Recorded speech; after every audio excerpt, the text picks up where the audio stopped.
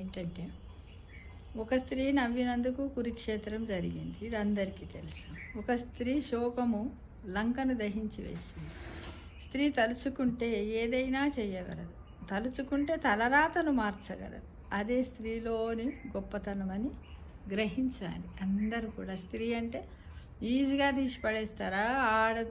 ఆడపిల్లను, స్త్రీ ఆడోళ్ళ పిల్లలు పుట్టిన వెంటనే పాపం పురిట్లోనే ఆడపిల్ల అని అందరూ ఆ కన్నా ఆడపిల్లను కన్న తల్లిని మాత్రం హేళనగా చూస్తారు. కానీ ఇన్ని గొప్ప పనులు చేసింది అన్నది, పెరిగిన తర్వాత ఇన్ని గొప్ప పనులు చేస్తుంది, ఎంతో చేస్తుంది, జగతికి సృష్టినిస్తుంది, ఇంటికి ఇల్లాలుగా ఉంటుంది, వెలుగునిస్తుందని గ్రహించే వాళ్ళు చాలా తక్కువ ఉన్నారు. ఇప్పటికి కూడా ఇంకా అలాంటిది పోలేదు. అలాంటిది అందరి మనసుల్లో ఉంది. చూడండి, ప్రతి చోట అబ్బో స్త్రీ, అబ్బో ఆడవాళ్ళు లేని ఇల్లు అడవి లాంటిదంట.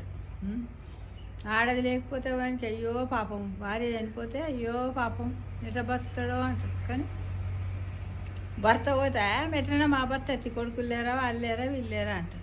కానీ ఎందుకు ఇలా ఈ స్త్రీని ఈ విధంగా స్త్రీలు కూడా వంచిస్తారు, పురుషులేని కాకుండా. కాబట్టి ఎప్పుడు కూడా ఎవ్వరిని చులకన చేయకండి. ఎవ్వరి గొప్పతనం వారిది. ఆడవాళ్ళకే, మగవారి గొప్పతనం మగవారిదే ఉంటుంది. కాబట్టి ఎవరిని మీరు ఏమైనా చేయకండి ప్లీజ్. ఒక చిన్న మంచి మాట లోపల మన స్త్రీ యొక్క గొప్పతనాన్ని మనమే చాటి చెప్పుకోవాలి.